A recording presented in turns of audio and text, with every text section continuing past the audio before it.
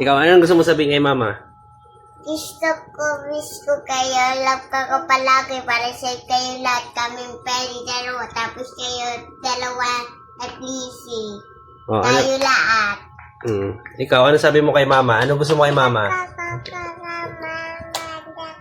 Ano gusto mo kay mama? Ha?